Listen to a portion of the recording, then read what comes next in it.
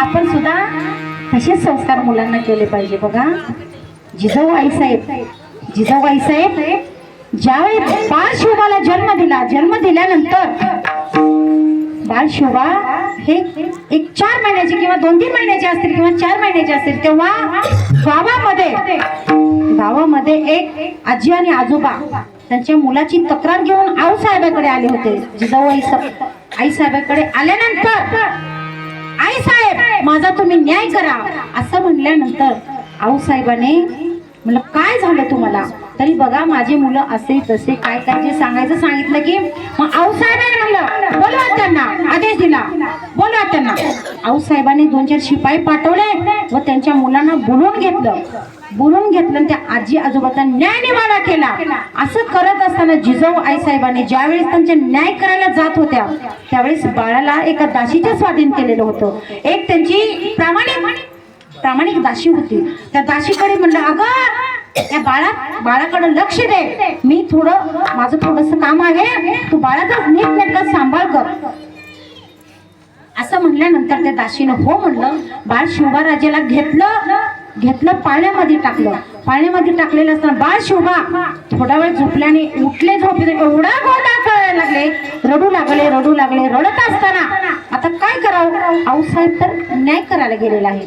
त्या दाशीला चिंता वाटू लागली. तिनं शिवबाला पाण्यातून बाहेर काढलं आणि तिला बघा स्नेहाचा पाना फुटला आणि बाळ शिवबाला त्याने आपलं दूध पाजलं, पदराखाली घेऊन दूध पाजलं आणि शिवबाराजे शांत झाले आणि पाण्यामध्ये झोपून गेल्यानंतर थोड्या वेळानं आऊसाहेब आल्या. आऊसाहेब दाशीला का गं दाशी बाळ रडलं का.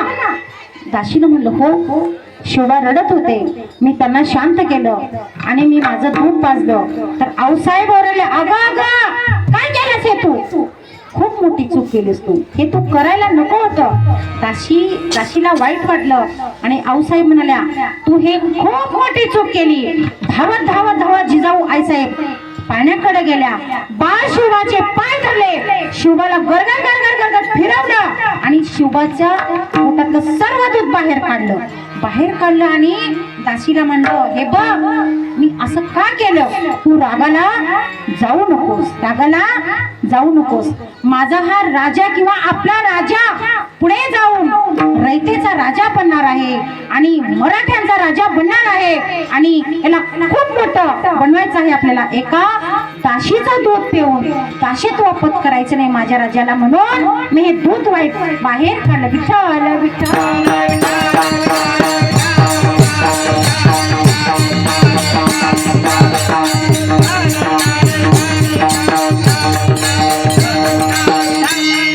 म्हणून आपण महिला मंडळ संस्कार सुद्धा फार महत्वाचे असतात.